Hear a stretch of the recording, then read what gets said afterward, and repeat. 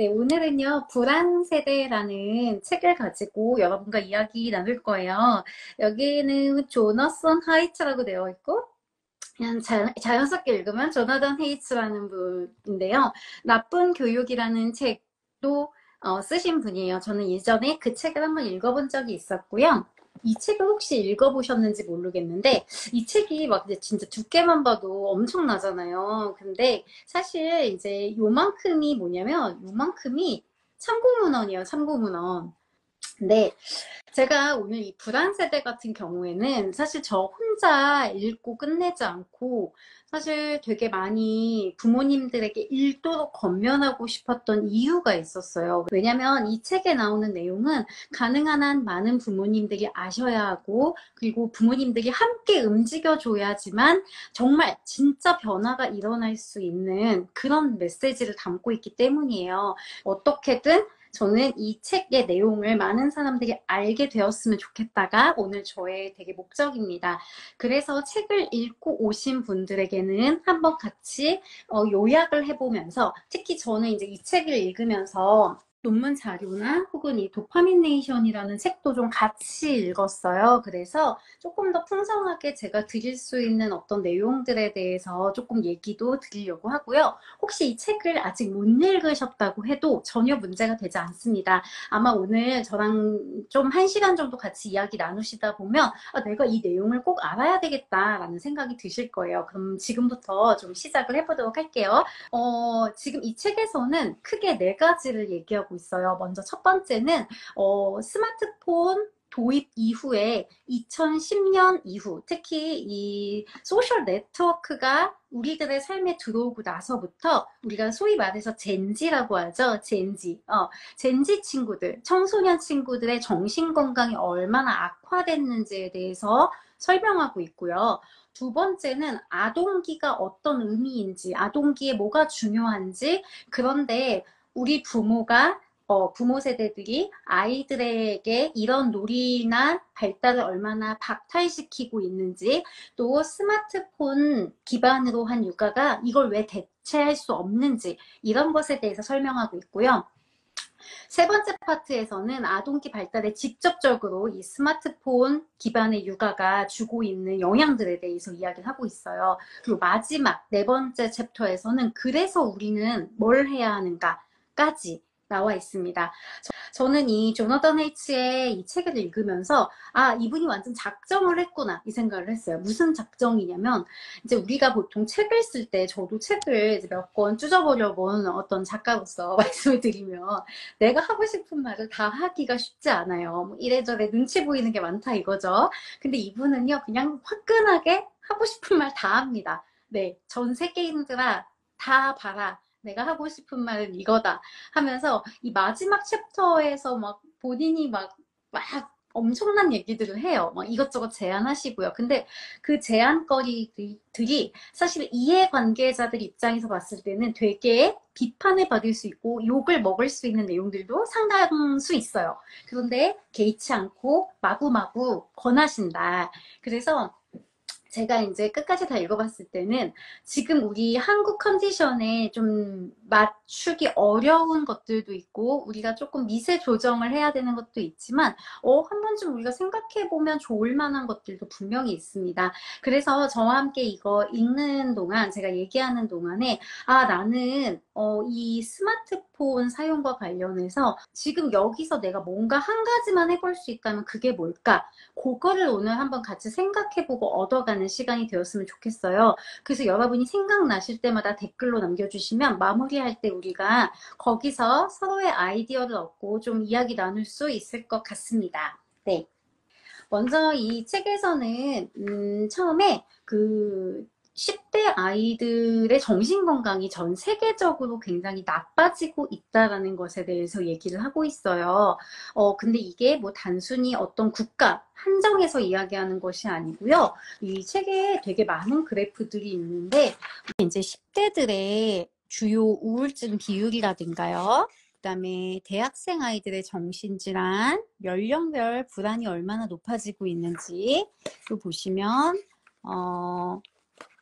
이제 이 캐나다 여성들, 또 영국 10대들의 자해 비율, 그다음에 오스트레일리아 10대와 영 어덜트에서 정신건강 문제로 입원한 비율, 북유럽에서 심리적 고통을 겪는 10대의 비율, 이런 데이터들이 엄청 많이 나와 있어요. 그런데 이 데이터들 지금 그래프 그냥 대충 봐도 뭐가 눈에 띄는 점이 있으실 거예요. 그게 뭐냐면 사실 어떤 부분이냐, 요 바로 요 가운데 그레이 존으로 이렇게 중요하게 표시해 놓은 이 연령이 이 연차대예요. 이게 지금 2010년 기준으로 찍혀 있습니다. 근데 이 책에서 설명해 주는 것을 보면서 저도 기억이 막 새록새록 났는데 생각을 해보니까 제가 대학교 4학년 때 그때 제가 스마트폰이라는 걸 아이폰 3GS로 처음 만났더라고요.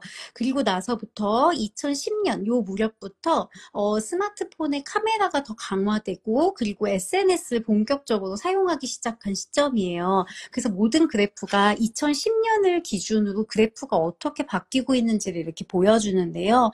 뭐 불안은 물론이고 다양한 정신질환이라든가 그런 거에서 되게 눈에 띄는 차이를 보여주고 있어요. 특히 뒤에서도 얘기하겠지만 남자 아이들보다 여자 청소년 아이들에게 미치는 영향이 훨씬 더 굉장히 많고요. 그래서 여러분이 이 책을 살펴보시면 이게 앞에 보다가 약간 거북함을 느끼실 수가 있어요. 그러니까 내가 지금 되게 아무렇지도 않게 허용하고 있는 이 스마트폰이 이런 식의 결과를 나타내고 있단 말이야. 그러니까 우리 아이들은 사실 젠지가 아니잖아요. 이 젠지 아이들을 이 미디어 기반으로 사춘기를 보낸 첫 세대다라고 얘기하고 있거든요. 그래서 이 마지막에 조승연의 탐구생활인가? 거기서 이 조나단 하이츠가 막 인터뷰할 때 어떤 얘기를 하냐면 사실 우리는 검증되지 않는 실험에다가 한 세대를 날려버렸다. 이제 이런 식으로 얘기를 해요. 그래서 아이들이 청소년기를 스마트폰을 사용하고 소셜 네트워크를 사용하면서 자라났을 때 이 아이들의 결과물, 더 우울하고 더 불안하고 더 많은 행복을 느끼지 못하는 약간 이러한 결과들을 우리가 맞아들이게 된다는 거죠. 그래서 여러분이 이 책이 되게 자세하게도 이 얘기를 듣는 순간 여러 가지 의문이 생기실 수 있잖아요. 정말 그럴까라든가 뭐 전 세계적으로 나타나는 현상이 맞냐, 그걸 뭐 경기에 나빠진 거나 이런 것 때문에 원인론을 삼을 수 없나, 이런 의문들이 드실 수 있는데 이 책에서는 여러분이 생각할 수 있는 모든 반론에 대해서 다 설명을 하고 있어요. 그래서 어쨌든 결과적으로 아이들의 정신건강이 굉장히 나빠지고 있다라는 것으로 시작을 해요.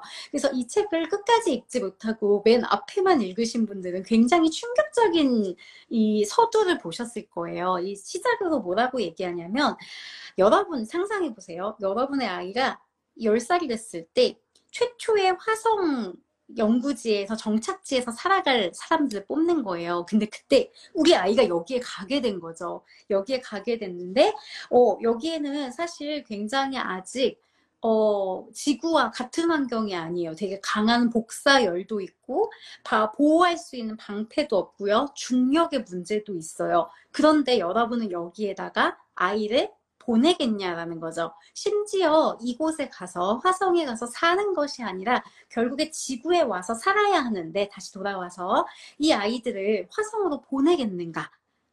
그런데 심지어 이 화성으로 보내는 팀이 우리 아이를 거기에 보내면서 나한테 승인을 받는다는 증명서도 요구하지 않고 우리 아이를 납치하듯이 데려가는 거예요. 그럼 여러분은 이 상황이 어떻게 느껴지겠냐는 거죠.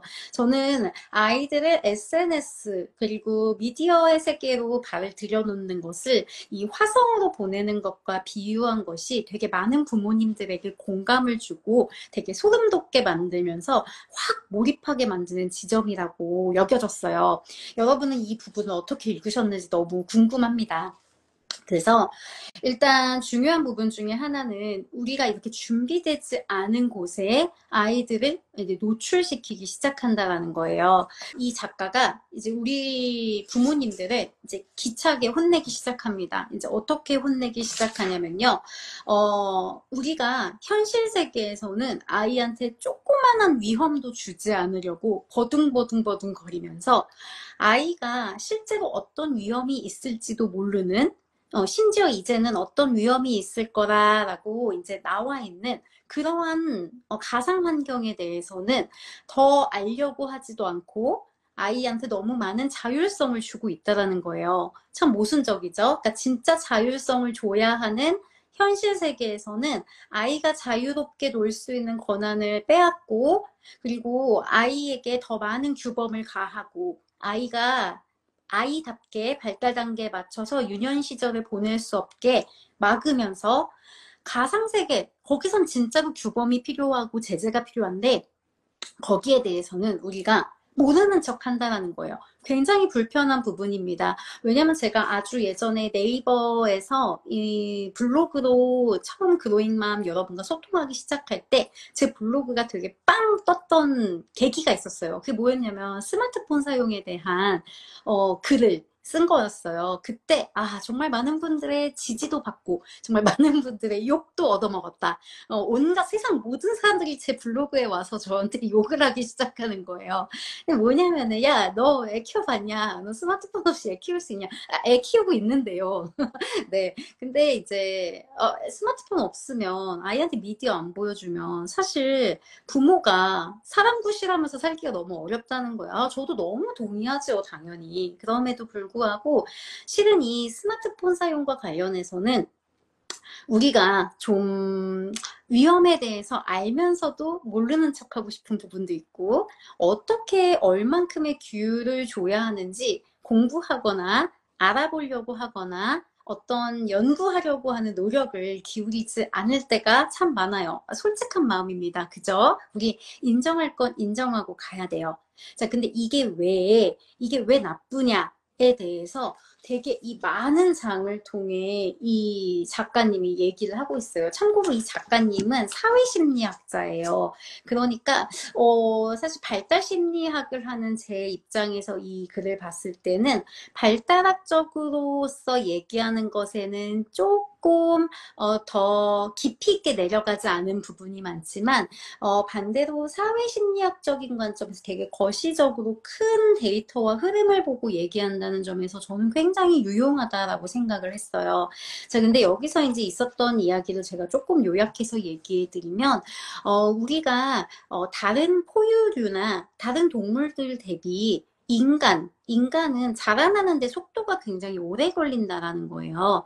그러고 나서 제가 생각을 해보니까, 우리가 이제 뭐 쉽게 키우는 이제 반려동물 중에 하나가 강아지, 개이잖아요. 근데 개는 뭐 우리가 흔히 인간의 10년이 이제 개의 1년이다. 이제 이런 얘기 하잖아요.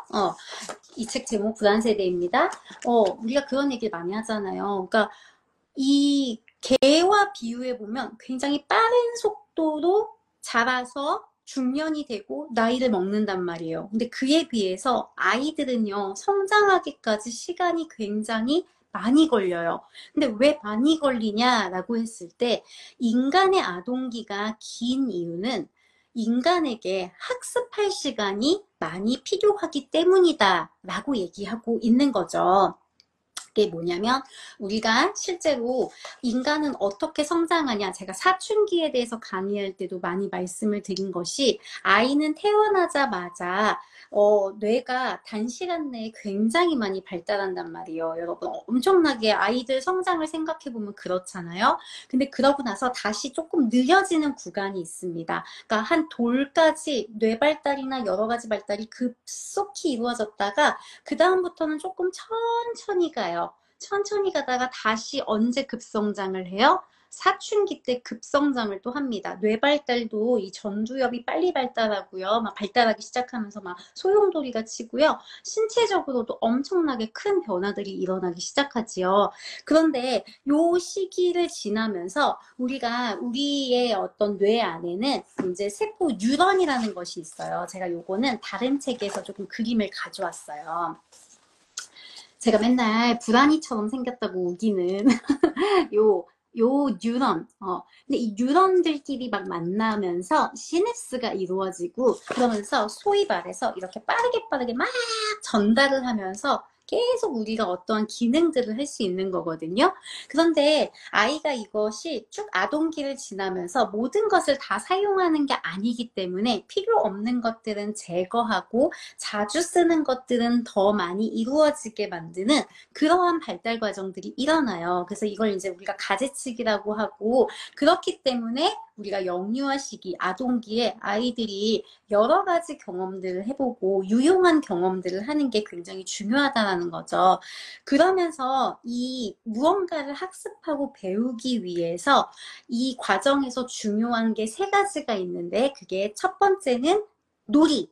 특히 자유놀이. 아이들 문화센터에다가 보내고 뭐 선생님 있는 데다 보내는 무슨 놀이 말고 아이들이 정말 하는 자유놀이. 그거. 그다음에 두 번째는 나와 타인에 맞춰서 나를 조율하는 거.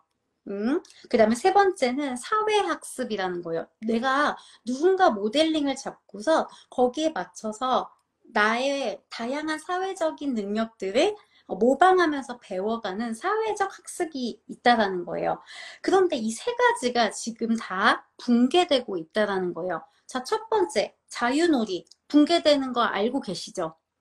저는 부모님들을 상담하는 일들을 많이 하다 보니까 부모님과 아이들이 상호작용하는 것들을 많이 보게 되고, 제가 뭐 약간 이렇게 조금 젊어 보여도 이제 그래도 꽤 이 일을 오래 했단 말이에요. 그러니까 예전의 아이들, 제가 처음 막 정말 대학원 다니면서 만났던 그때 아이들과 지금 아이들이 얼마나 차이가 있는지도 경험적으로 좀 느껴지는 게 있는데, 아이들이 점점 잘 못 놀아요. 못 놀아. 아예 못 놀아.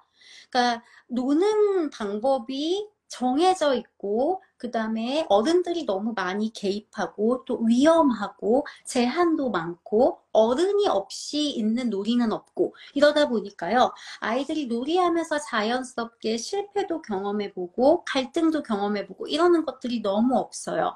여기서도 뭐라고 얘기하냐면, 자유놀이는 아이가 자발적으로 시작하고 이 놀이를 하면서 실수 같은 걸 하더라도 조금 더 쉽게 용납이 된다라는 것이 너무나 좋은 점인데, 아이들이 발달하는 매개체는 이 정보를 많이 얻는 게 아니라 경험을 많이 해야 되기 때문에 놀이가 반드시 필요함에도 불구하고 이 경험 자체를 주는 것이 너무나 적어지고 있다라는 거예요. 그래서 제가 사실 저의 책 싸우지 말라고 하지 마세요에서도 아이들이 실제 놀이하면서 사실 어느 정도의 갈등과 약간의 소외와 뭐 이런 것들을 경험하고 그걸 이겨내게끔 같이 함께하는 과정이 더 중요하다고 얘기했던 것도 그것 때문이었죠. 근데 이제 이 놀이가 아이들이 미디어 기반으로 움직이기 시작하면서 이 놀이 시간을 원래 부모님들이 많이 일단 1차적으로 뺐었어요. 유년기에 박탈이 이미 있었어. 근데 여기에 얼마 남지도 않았는데 거기에 또 이 미디어가 아이들의 놀이 시간을 빼앗는 거예요. 그러니까 진짜 놀 시간이 없는 거죠. 꼭자는 이렇게 얘기할 수 있어요. 미디어 가지고 노는 것도 노는 것 아닌가요? 우리가 인스타그램 같은 거 하는 거 노는 거 아닌가요? 자, 근데 그건 어른 기준이고요.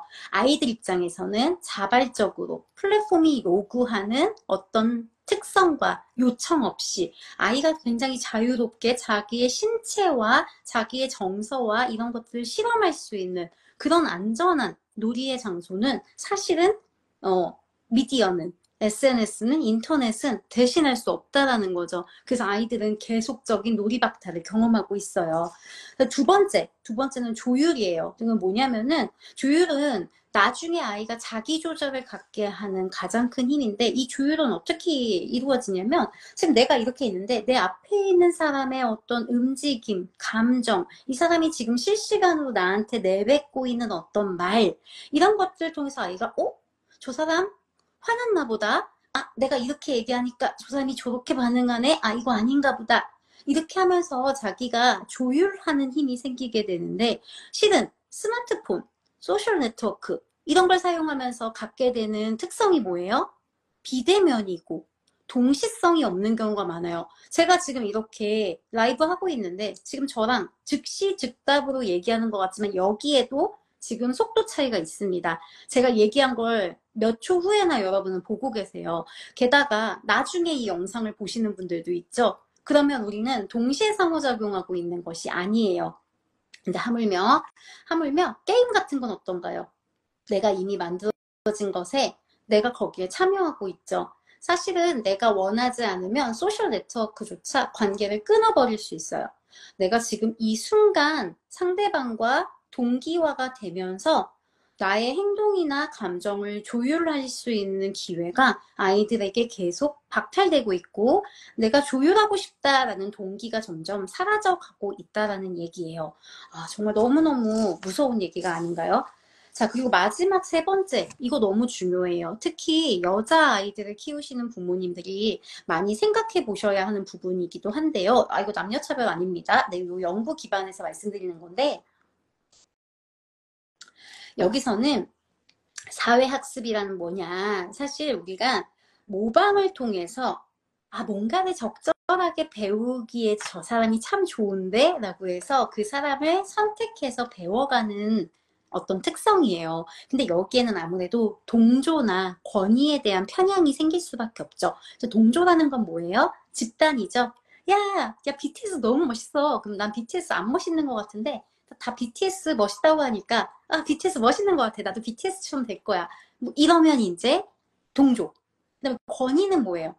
저 사람이 권위가 있으니까 저 사람이 하는 말은 맞겠지. 아니, 조나단 하이츠가 이렇게 얘기했으니까 이 말이 맞겠지. 이렇게 생각하는 게 이제 권위 편향이에요.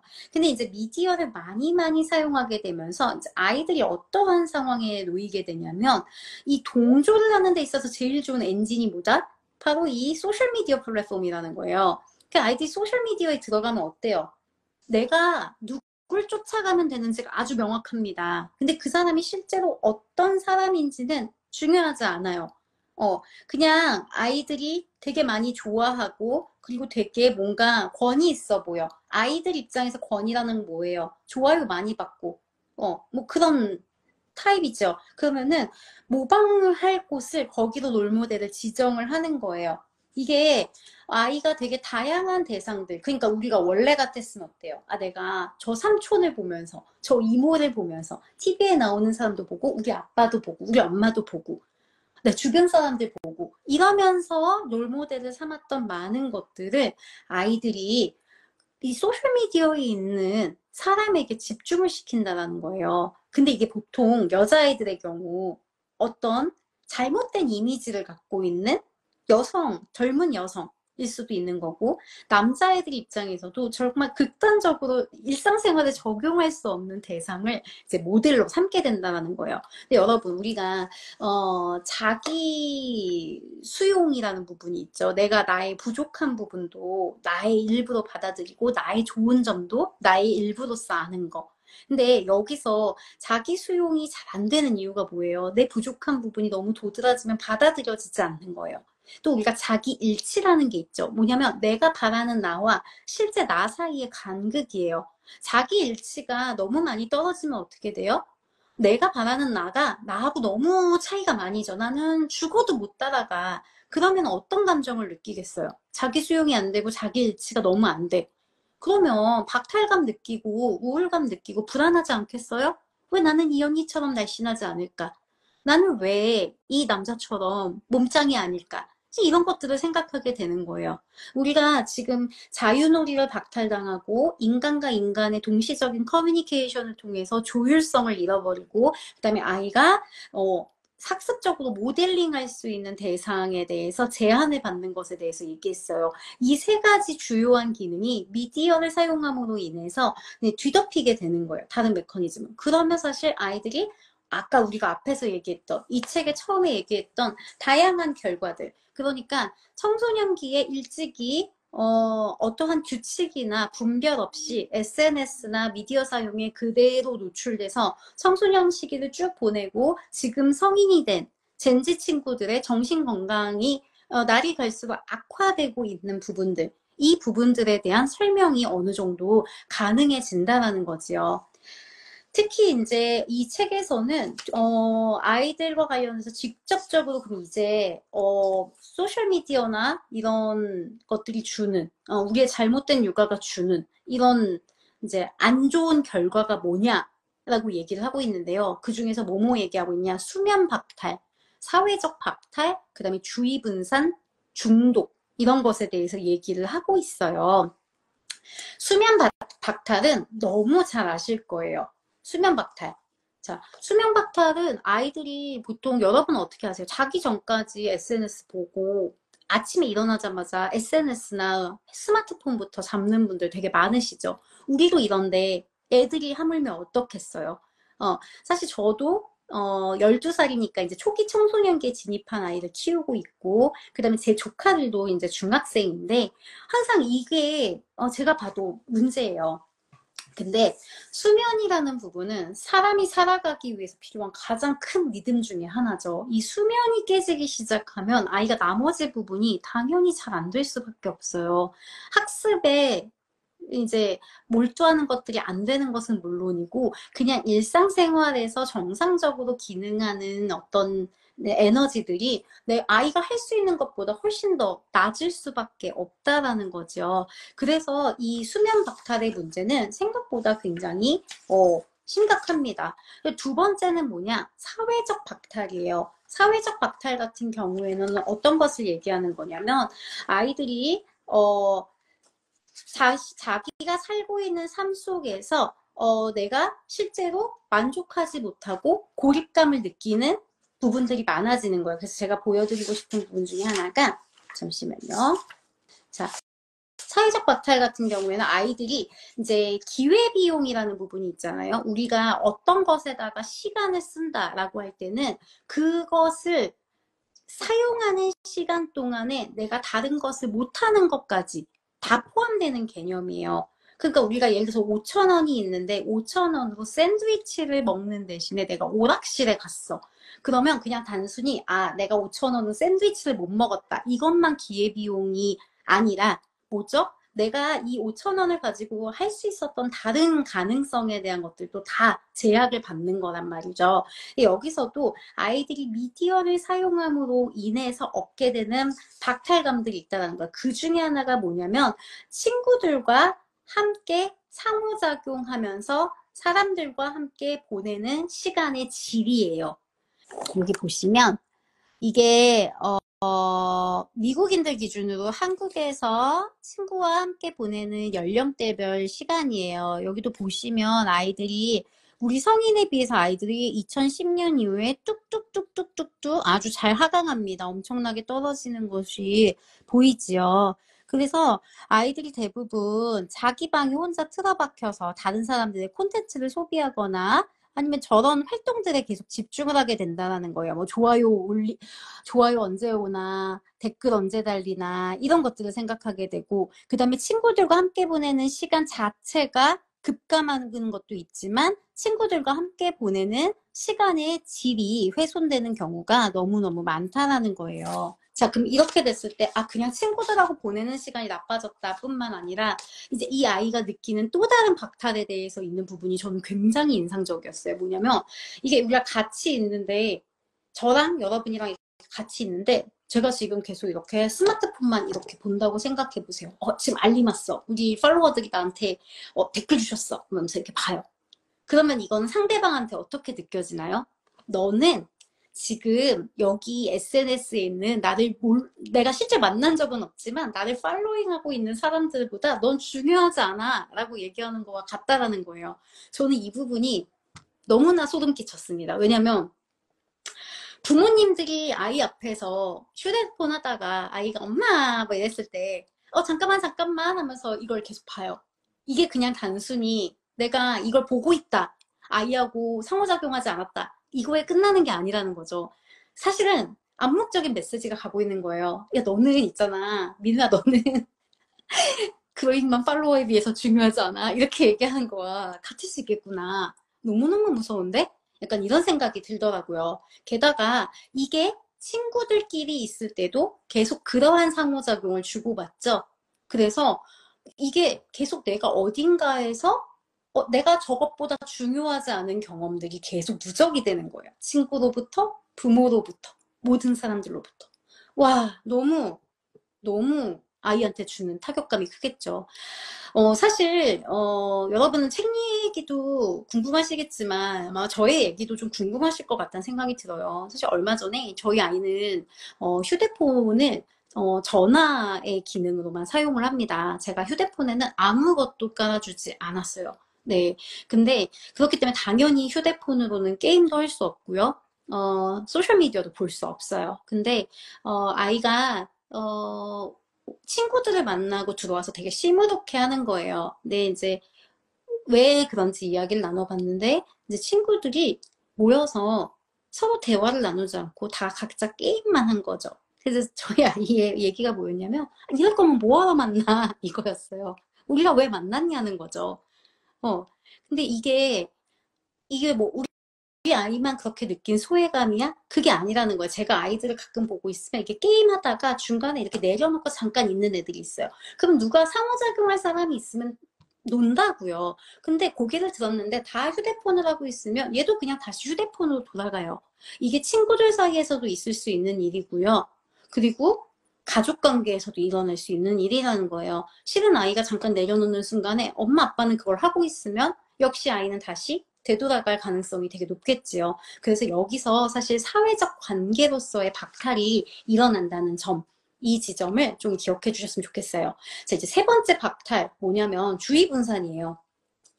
아이들이 주의를 집중하는 것에 계속 방해를 받는다는 거죠. 그래서 이 책에서 실제로 연구했을 때 우리가 5분당 한 개씩의 알람을 받는다라고 볼 수 있대요.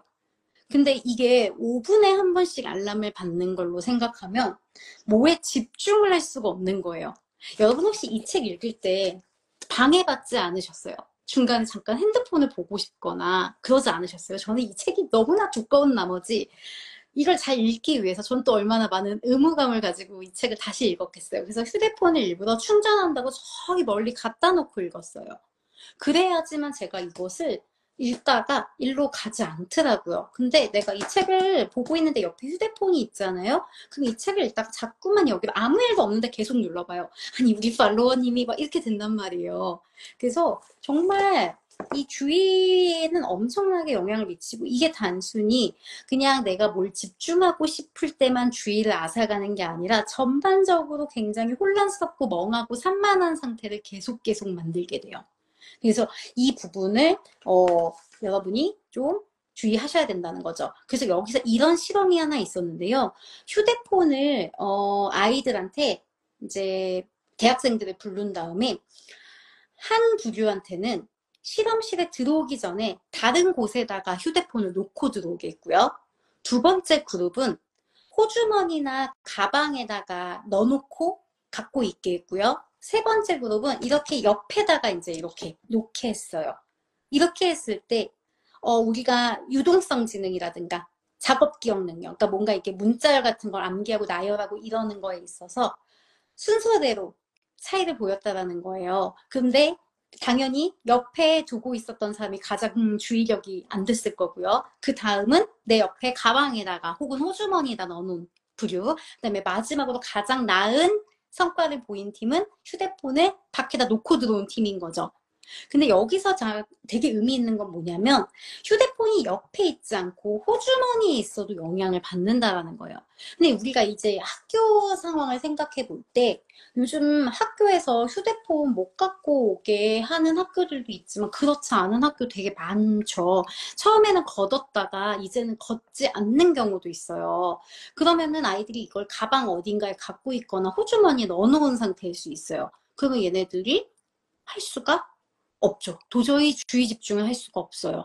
그래서 이 실험 자체를 보면서 이게 아이들이 한참 집중력과 이 전두엽 부분이 성숙해 나가면서 사고를 많이 배워야 할 때에 굉장히 많은 영향을 주겠구나라는 생각을 제가 하게 됐어요. 자, 마지막은 중독이에요. 이 부분 여러분 좀 같이 잘 들어주셨으면 좋겠어요. 자, 결국 중독을 일으킵니다. 자, 중독이 뭐냐? 참 너무 좋다. 난 더 원해. 이렇게 하면서 계속 하게 되는 것이 이제 중독인데 이 중독과 관련된 신경 전달 물질 중에 하나가 뭐냐면 도파민이에요. 많이 들어보셨죠? 자, 도파민은요. 도파민, 우리가 뭐 예를 들어서 뭐 이런 얘기가 있어요. 제가 사실 이제 이 도파민과 관련돼서는 이 책도 혹시 관심 있으신 분들은 읽어보시면 좋다. 이제 이렇게 얘기를 하고 싶은데, 이 도파민이라는 것과 관련해서 예를 들어서 도파민을, 보상을 주니까 도파민이 분비되는 게 초콜릿이 55%, 그 다음에 섹스가 100%, 코카인, 마약이죠. 225%, 암페타민, 1000% 이런 식이에요. 근데 이게 뭐냐면 코카인 안에 진짜 225%의 도파민이 있다라는 게 아니라 이걸 했을 때 우리 뇌에 이 전두엽 피질, 그 다음에 이 복측 피계 영역, 요 앞쪽에서 이렇게 있는 요 영역에서 도파민이 많이 활성화가 된다라는 거예요. 그래서 우리가 이 부분이 많이 활성될수록 중독 가능성이 높다라고 보는 거죠. 그런데 우리가 아는 이 미디어 사용, SNS도 중독성이 굉장히 높다라는 거예요. 그래서 여기서는 제가 화면을 좀 보여드릴게요. 너무 중요한 부분이어서. 자, 보시면 이 그림이 너무너무 중요해요. 이 그림이 중요한데 이 그림에서 자, 처음에 알람이 울려요. 알람이 울리면 외부에서 방아쇠가 당겨지는 거예요. 띵동 댓글이 왔습니다. 그럼 어떻게 하죠? SNS에 들어가서 확인을 하는 행동을 해요. 행동을 하고선 계속 왔다 갔다 거리지요. 그런데 여기에 가끔씩 보상이 와요. 이 보상이 뭐 어떤 거냐면 뭐 좋아요도 있고 댓글도 있고 또 어떤 것도 있겠어요. 뭐 실제로 뭐 내가 되게 뭐 선망하는 사람이 나한테 반응을 했다라든가 뭐 이런 것들이 있겠죠. 근데 이제 문제는 뭐냐면 이 보상이 언제나 똑같이 주어지지 않는 게 아주 킬인 거예요. 어떨 땐 좋아요가 10이고 어떨 땐 좋아요가 갑자기 1000이야. 그럼 사람이 어떻게 돼요? 미쳐요, 미쳐. 계속 들락들락 거리는 거죠. 근데 이러다 보면 결국에는 내가 투자라는 걸 하게 됩니다. 여기서의 투자는 뭐예요? 플랫폼에 나를 투자합니다. 내 계정을 만들고 나의 어떤 노력을 본격적으로 더 많이 퍼붓기 시작해요. 자, 그러면 더 이게 가속화가 되겠지요. 자, 그럼 나중에는요. 알람, 처음에 외부 방아쇠였던 이 알람이 필요 없어요. 이게 없어도 나는 내적인 동기에 의해서 보상이 올지도 몰라 이러면서 여기를 계속 왔다 갔다 하게 됩니다. 이게 뭐예요? 중독의 굴레예요. 이러한 과정을 통해서 계속 아이는 그리고 우리는 이 굴레 안에서 못 빠져나오고 계속 머물게 되는 거죠. 자, 그래서 여기서 보면 도파민에 젖은 뇌는 여전히 보상을 갈망한다 라고 얘기하고 완전히 사로잡혔다 라고 얘기해요. 근데 여기서 정말 끔찍한 것 중에 하나가 뭐냐면 이게 어느 순간 탁 하고 중독이 되는 게 아니라 마치 젖어든다라는 표현을 써요. 젖어든다.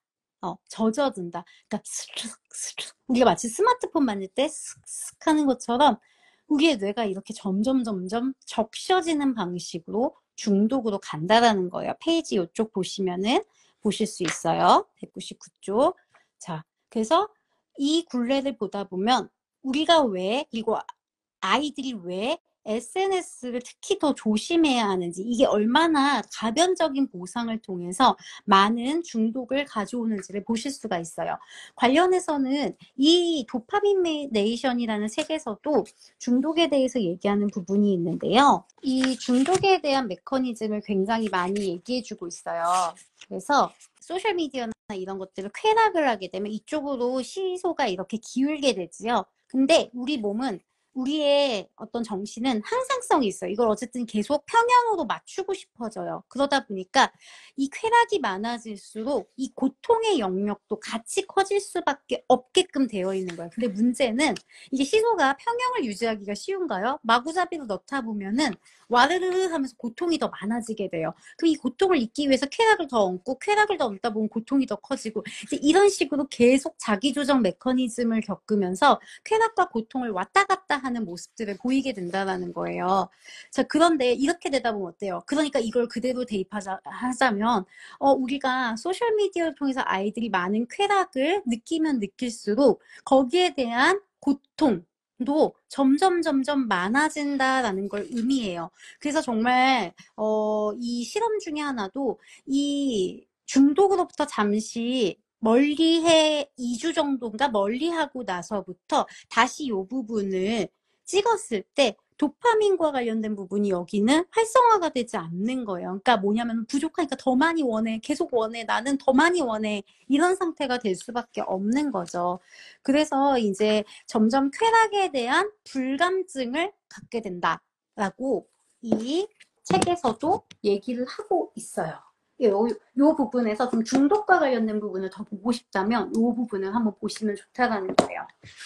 자, 그래서 어쨌든 우리는 지금 어떤 얘기들을 했어요. 우리가 아이들을 아이들이 가지고 있는 놀이성이나 혹은 아이가 배워야 되는 조율이나 혹은 뭐 어떤 사회적인 모델링이나 이런 것들은 계속 박탈을 당하면서 아이들은 대신 수면 부족, 사회적인 박탈, 주의 분산, 중독 이런 것들의 문제를 갖고 있다라고 보았어요. 근데 여기서 사실 이제 부모의 책임은 무엇인가, 어디까지인가, 왜인가, 이제 이런 부분에 대해서 우리가 조금 더 이야기를 해볼 필요가 있는 것이지요. 이 책에서 사실은 제가 읽으면서도 너무 상처가 됐어. 왜냐면 막 부모님들이 너무 잘못하고 있는 부분들에 대해서 되게 신랄하게 비판을 하고 있거든요.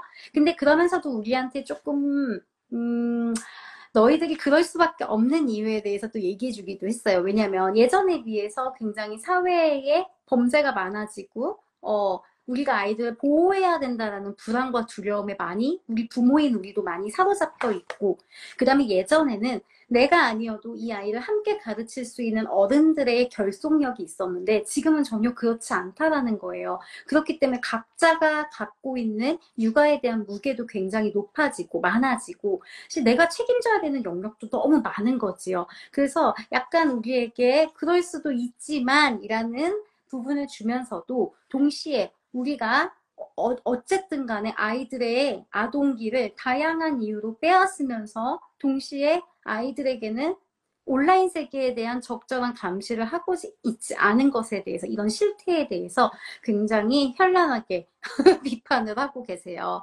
특히 이제 여기서 되게 재미있었던 어떤 그래프 중에 하나가 뭐였냐면 아이가 부모와 함께하는 시간은 점점 많아지는데 오히려 아이가 자율성을 떨어지고 있다라는 그런 부분이었어요. 여기 보시면요. 되게 재미있게도 어머니가 자녀 양육에 쓰는 시간이 점점 늘어나고 있어요.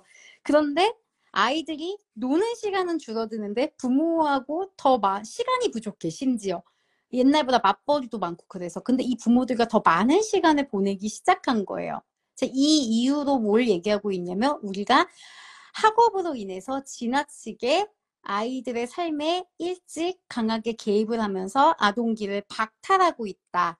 라고 얘기를 하고 있는 거죠. 그래서 여러분이 저도 이제 조승연의 탐구 생활을 굉장히 좋아하는 궁금이인데 이제 조승연의 탐구 생활에서 이 작가님이 인터뷰를 하실 때 본인이 이제 아내가 한국계여서 한국의 상황에 대해서 잘 알고 있다라고 얘기하면서 한국에 있는 아이들은 사실은 아동기 박탈이 많이 일어나지 않았다라고 얘기했어요. 그 이유가 뭐냐면 좋은 게 아닙니다, 여러분. 애초에 아동기다운 아동기가 이미 없기 때문이다. 라고 얘기를 하는 거예요. 이미 우리나라 애들은 아동기가 스마트폰 아니어도 너무 많이 박탈이 된 상태라는 거죠. 그래서 아이가 가지고 있는 능력을 가지고 성장할 수 있는 시간과 기회가 너무 많이 없는 상황이다. 라고 얘기를 하고 있어요. 자, 그러면 이 책에 대한 요약은 지금 제가 거의 한 40분 정도 얘기했는데 책 다 보신 거예요. 책에서 나올 수 있는 얘기는 거의 다 했어요.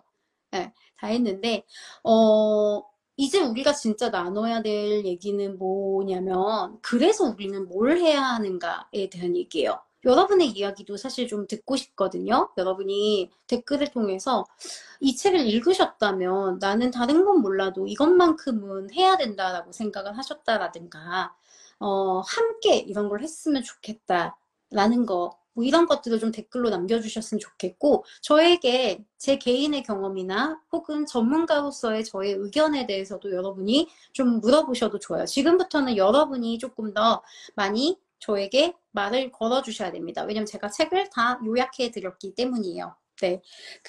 우리가 이 책에서는 사실 부모님들에게 무언가를 하고자 하고, 요청하는 것과 더불어서 학교에, 그리고, 이 사회에, 그리고 IT 기업에 막 여러 가지 일들을 다, 요청하는 내용들이 많이 나와 있어요. 근데 제가, 이것을 우리나라에서는 어떻게 할 수 있을까라고 사실 좀 생각을 해봤어요. 근데 일단은 쉽지 않은 부분이 참 많습니다.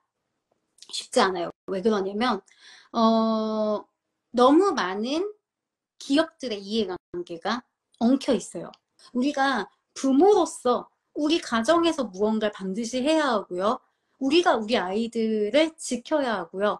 그리고 이제 인터뷰에서도 나오고 이 책에서도 많이 얘기하고 있고 제가 오늘 라이브를 하고 있는 이유이기도 한데 나 혼자 그렇게 해서는 그 작가님 표현 따라 함정에 빠지기가 쉽다라는 거예요. 함정에 빠지기가 쉬워요. 왜 그러냐면 나만 그렇게 해서는 우리 아이가 도저히 살아날 수가 없기 때문이에요. 적어도 아이가 같이 어울리는 아이들이 함께 모였을 때 스마트폰을 사용하지 않게 서로 같이 이야기하고 그러면서 그러한 환경을 구축하는 어떤 이 집단이 계속 많아져야 돼요. 우선은 제가 그걸 해야 하고요. 여기 있는 분들이 그걸 하셔야 되고 여러분들이 주변에 친한 엄마 아빠들 만났을 때 우리 아이들 이렇게 보게 하지 말고 조금만 보게 하고 끊게 하자. 애들이 어울리게 만들자. 또 우리 불안 세대 같이 읽어보자. 아니면 읽기 싫으면 다랑쌤이 라이브 하신 거 요약본 올리신데 그거라도 보자. 이렇게 하면서 계속 함께 연대할 수 있는 무리를 만들어 나가야 된다는 거예요.